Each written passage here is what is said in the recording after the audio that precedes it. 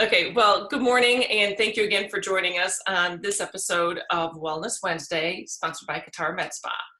And I'm Jeannie Foote, and I'm joined today by a good friend, Kathleen Fenske, and I'm just so honored to have her here.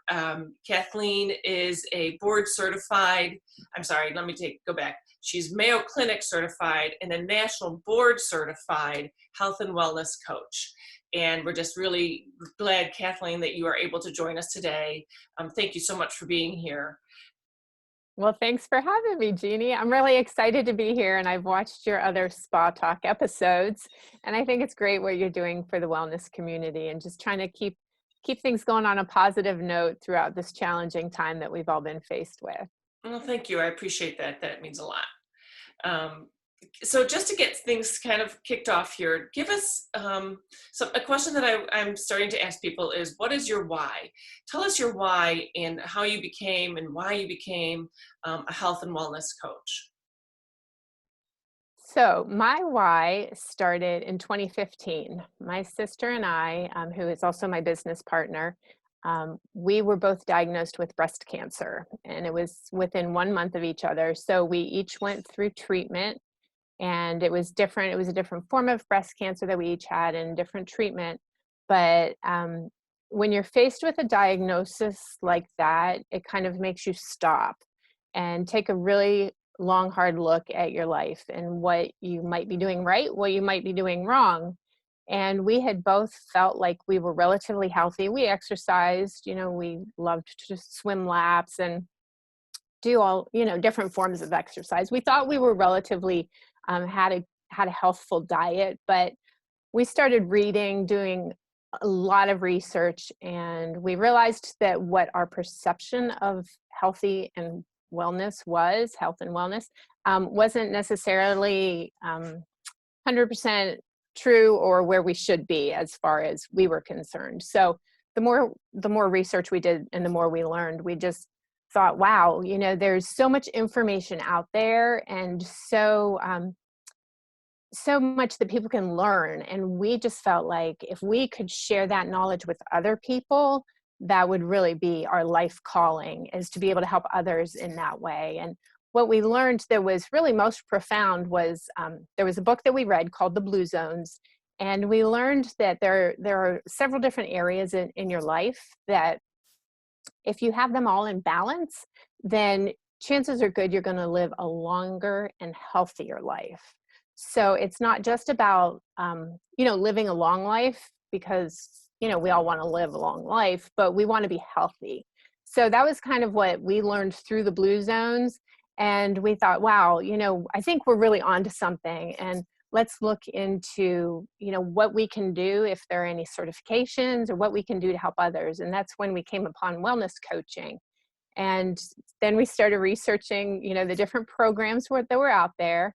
And we wanted something that really, we wanted to get a credential, and we wanted to go to a program that was well-known, well-recognized, and that people would, when they saw that credential, they would, understand that we went through a rigorous training. So we found the Mayo Clinic Wellness Coach Training Program. It was a 12-week program. 1 week was on site, 11 weeks were just online, but it was an extremely challenging program, but it's all evidence-based. So we read tons of articles throughout the training. We attained the certification through the Mayo Clinic, and then we were so excited to have that. We were like, wow, we did it. We accomplished that. We set our minds to it. We did it. And what's the next step? So the next step for us was the national board certification. So we started studying for that, and that was really challenging. It was a 4-hour exam that we sat for. Oh my gosh. Covers all different aspects. It covers the coaching process. It covers legal and ethics. It covers health and wellness. So anyway, we sat for that exam, and then we waited for those results, which just came in this week, and we found out that we passed that. So that was just another, just so exciting for us to have started this journey almost a year ago to get the certifications. And now here we are with the certifications. We've started our own business, and we're just excited to help other people live their best lives. Oh, that's awesome. Well, and I'm sure that the Mayo Clinic is quite a robust program.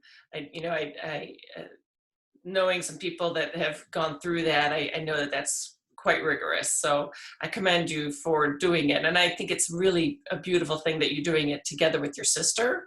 That's something that you and I have in common, is that, I'm also in business with my sister, and, I can't think of a better, really better business partner.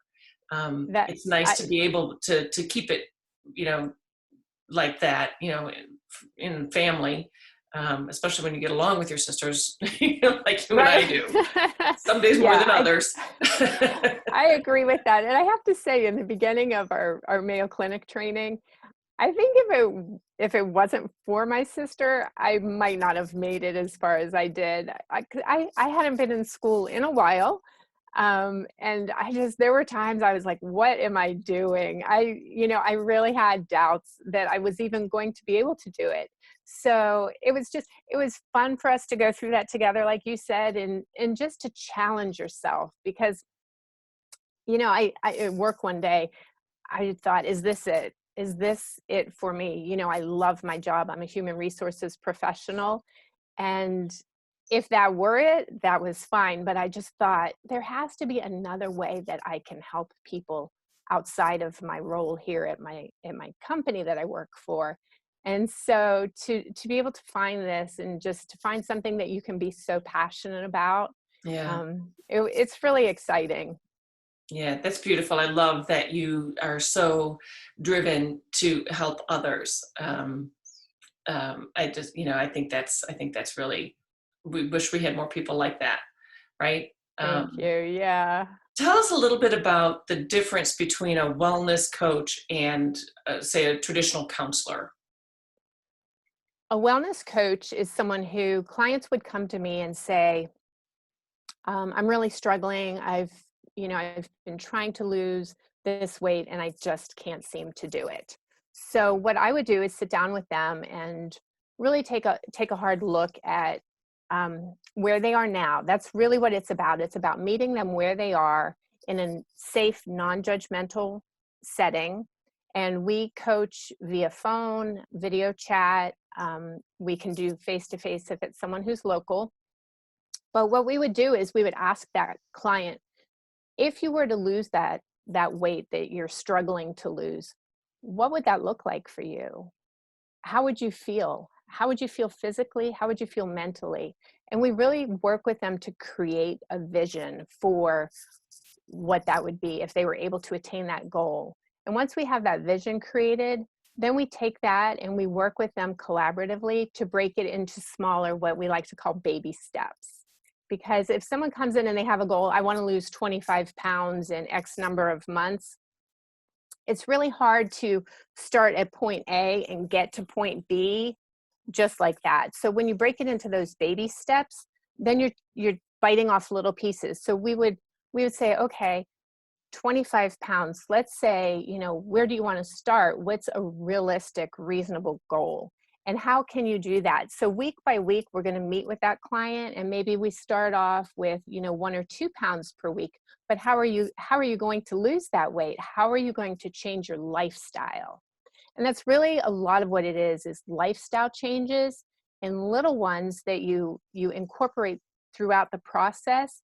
And once you start to recognize the success of those baby steps and meeting them, and you're starting to feel better, you're gaining confidence, you realize, I can do this. And that's what's going to keep those clients going until they reach that ultimate vision. Hmm. So that's really how wellness coaches work with clients. Traditional mental health counseling, what they're going to do, and we refer people to mental health counselors because sometimes people are really struggling in their lives and they need more than what we can offer. And we always try to stay within our scope of practice, whether it's mental health counseling, if it's maybe somebody needs to see a dietitian, as opposed to, I can help you figure out what good foods are for you to eat, but I'm not a dietitian or a nutritionist. So we do always make sure we stay within our scope of practice. Okay, well, I love the baby step concept. You've said a couple of things, the baby steps and then balance. The whole work-life balance, you hear it all the time. It's so popular. Mhm. I'm not sure I'm a believer. For you in your role, I'm not sure either, from Yeah, what you've told me. I think it's more, I think they have to coexist. It's, to me, when I think of work-life balance, I think of one, I think of plate spinning a lot, and I think that's kind of how my life is, right? I'm spinning a lot of different plates, and I just got to keep them all spinning. For me, I think there has to be a synergy between work and home life, and I think that they can coexist if you're doing them a little bit at the same time. So there are times in my day when I don't work, and I focus on my family or whatever is happening. Um, and there are times when I'm focusing on my family and I have to do something with work. But I'd love to hear your opinion on the whole work-life balance thing. That's a great question, and I feel me personally, I'm challenged with that more now than ever. And I think a lot of people probably are, because people who used to go into an office and work maybe 9:30 to 5:30, which are my hours. And then oftentimes I was able to leave my job at 5:30, come home, and there was my life balance, Right. my personal. And so now with working from home, as so many of us are, I totally understand those who always work from home, have that home office. And it's all about setting boundaries. And a lot of times, I mean, I find that I do the same thing that you mentioned, where maybe you're in the middle of making dinner, but then you have something work related that pops up. I find that, I'm doing that more and more now that I'm kind of working from home. Yeah.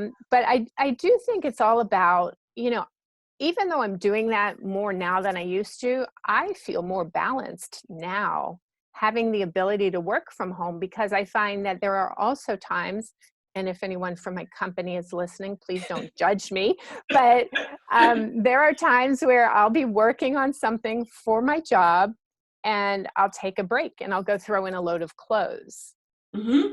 Um, or I'll get up and go make lunch, whatever it might be. So I feel like I have more of a work-life balance now, even though I'm working hours that I would not normally have worked.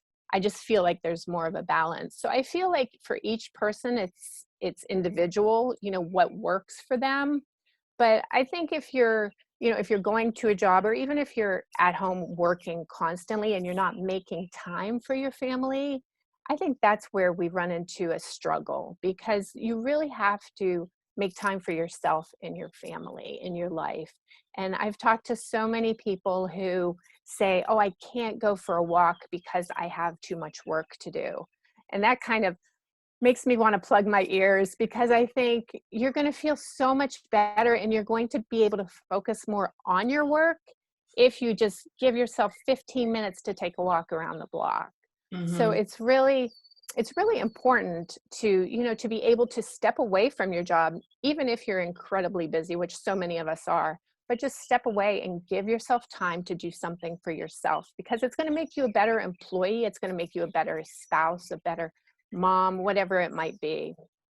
Yeah, those are words to live by. I mean, you're absolutely right. And I am totally a victim of that, where I feel like I'm too busy to take 10 minutes to do something.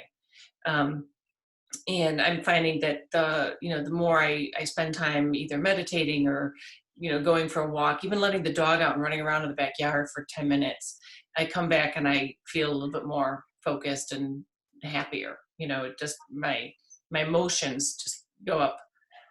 They're just much more balanced. I don't know how to really explain it, but you're right. We need to take that time, that personal time, no matter when or what it is. One of the things that I do is I get up and I walk around a lot. I just find myself walking around my house. I'll do circles. Just when I'm on the phone and I'm talking to somebody, I'm up and I'm moving around when I'm on the phone. For some reason, it gives me an opportunity to think more clearly, if that makes sense. That When totally I'm makes in sense. movement. Yes, and I think that's great. That's a great point. We as Americans especially, we have such a sedentary lifestyle now. And that's part of what we loved about the blue zones, because those areas in the world where the the people are the longest lived people. It's the highest concentration of centenarians, but they're also healthful. So they're not just living to be 100 plus, but they're living healthy lives. But what they discovered, Dan Buettner and his team, when they were doing all this research, is that the people in those areas move. They get up and move throughout the day. And that, I think, as Americans, that's something that we're missing out on, because we go to work and we sit at a desk all day, and then we go home and we sit on the couch all day. And we Right. really just, again, back to the blue zones, what Eileen and I loved so much about it is that when it talks about movement, they talk about just moving within your environment.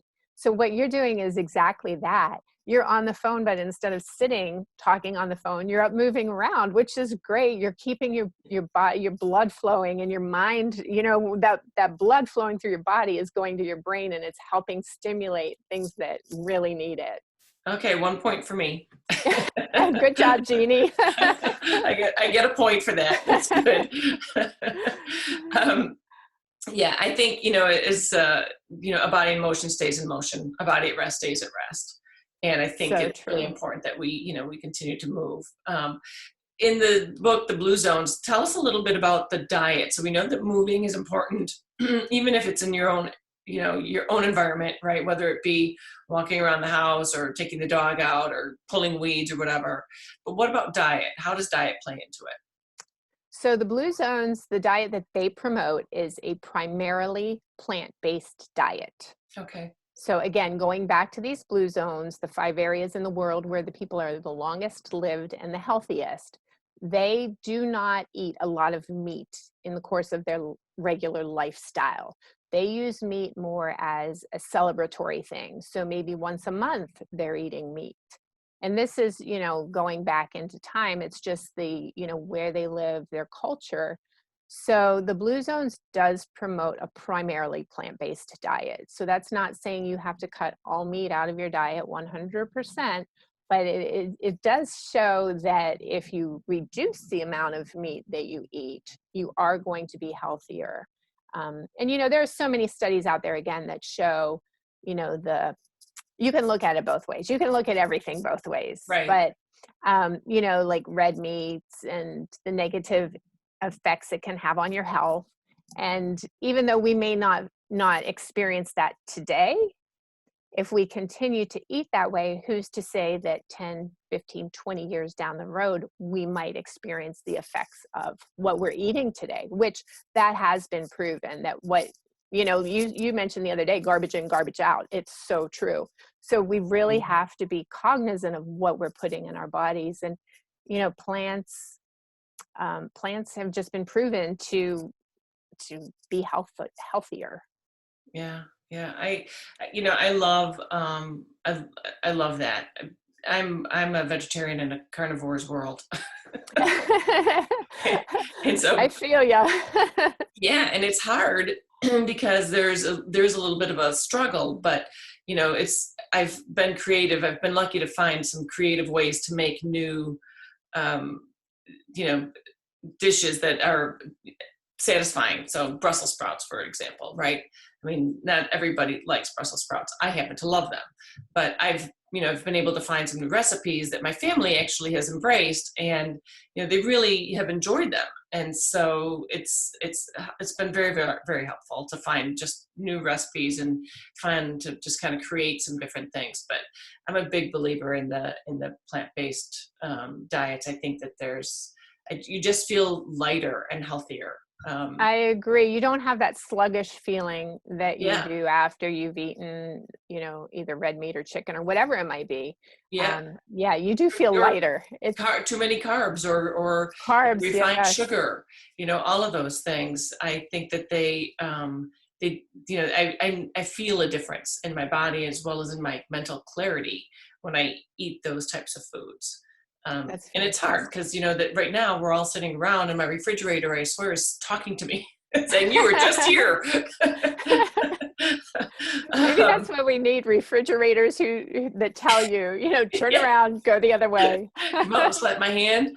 Yeah. And it's hard, but, I think it's important to make sure that you just have the right foods available, right? So when you have those choices, you have good choices that you're pulling from rather than not so good choices. Absolutely. Yeah. Yeah. Because, it, again, working from home, it's tempting to just go into the kitchen, open the refrigerator, grab something, no matter what time of day it is.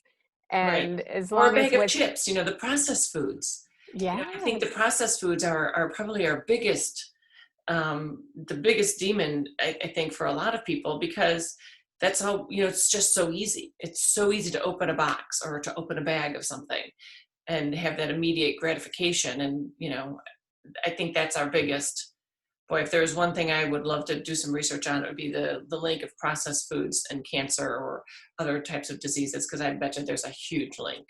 yes, yes. And as you mentioned too, the refined sugar, that that I think was probably my biggest weakness prior to my diagnosis of breast cancer. And when we started doing our research, that was the one thing that really stood out to me as far as my diet. Well, there were two things actually, but it was the refined sugar and fried foods.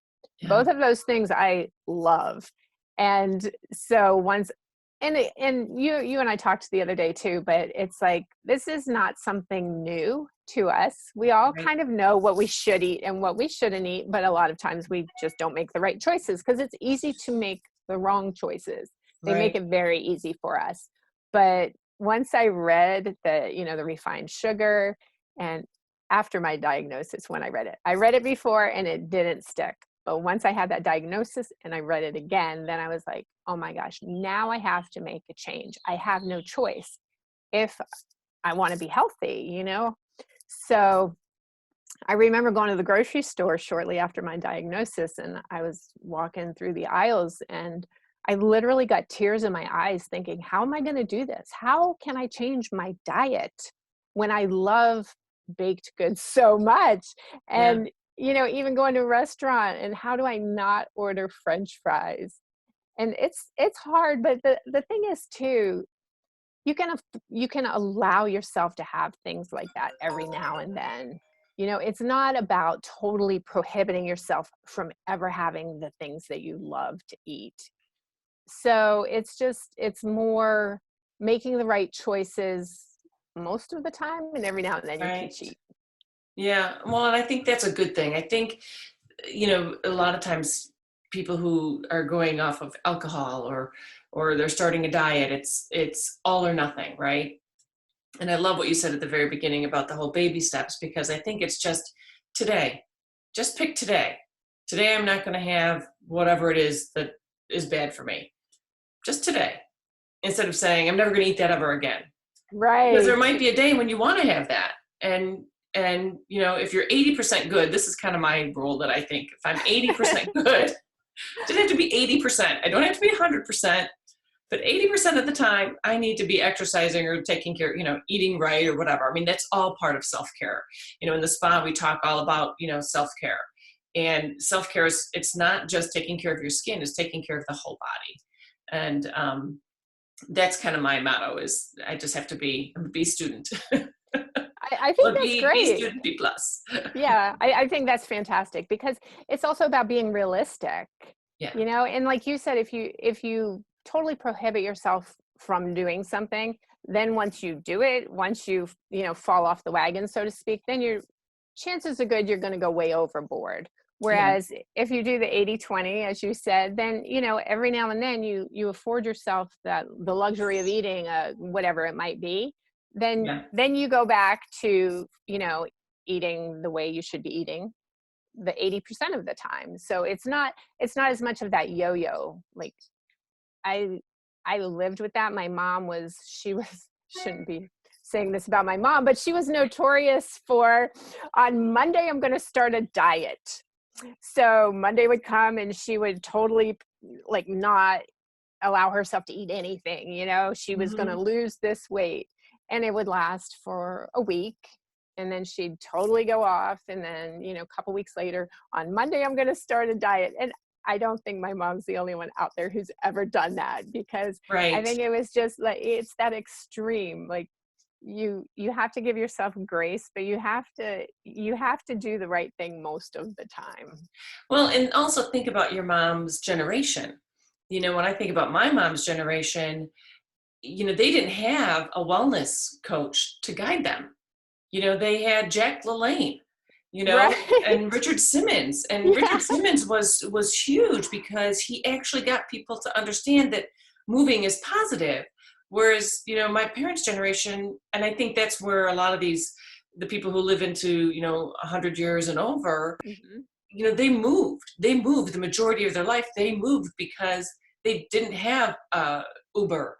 They didn't Yeah. have online. They had to walk to the grocery store. They had to go and get it. And that was our parents' generation. They didn't have a lot of guidance where we do, and even our kids do, nowadays. I mean, you can just get an app and somebody's, you have a workout buddy. That's true. I Yes. think it's just different for them. But give me a couple of ideas. We've talked a lot about food and nutrition. What about the wellness, the mental aspect of wellness? That's a huge part of it. And so many of our clients come to us seeking help with that aspect, the mindfulness. They are extremely stressed out. We have a very stressed out population. And it's just because so many demands are being placed on everybody every day, at their job, at home. And people place expectations on themselves too. So it's not, some of it is self imposed. But really, when we're working with clients regarding mindfulness, we look to see if there are ways they can kind of shift what they're doing. And maybe it goes back to what you said earlier about the work life balance. Maybe people are having a hard time kind of coming up with something that works for them as far as work life balance. So can that be adjusted in some way? As you just mentioned about the apps, all the apps, there are apps out there for everything. So there are a lot of mindfulness apps out there that we recommend to people. Some that are meditation based, some are sleep apps because people have difficulty sleeping. Yeah. Often wake up in the middle of the night and can't fall back asleep. So there are sleep apps out there that just have, different sounds depending on what works for the individual, but nature sounds. I listen to nature sounds at night when I'm falling asleep if I have my windows all closed. And I like the crickets chirping and just, that type of thing. It's very soothing to me. So that helps me fall asleep. But it's really interesting using that app because I have to say I was a little skeptical in the beginning, thinking, how is that really going to help me sleep better? Once I tried it, I was amazed. I thought, wow, it helps me fall asleep. And once I do fall asleep, I sleep more soundly, which to me was remarkable that Uh-huh. just, it relaxes you and puts you in a place where your body is at rest, which is lovely. We all Right. need that, right? Right. So there are different ways, different apps available for people with mindfulness. Yoga is huge for mindfulness. Again, meditation, getting out in nature, that helps people more than they realize. Just, taking a walk either in the woods or in the park, just sitting on a bench in the park and just listening and looking.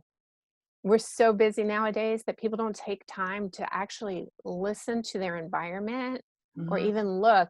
I try to make it a point every morning on my husband and I walk our dog every morning. And I always, will point out things that I see just in the event that maybe he's not seeing it, maybe he's not hearing it, but just to really listen to the birds chirping. Because there are times I'll be in my house and I'm so focused on what I'm doing that even if the windows are open, there are birds outside, I don't hear them because I'm not tuning in. I'm tuning in maybe to the wrong thing.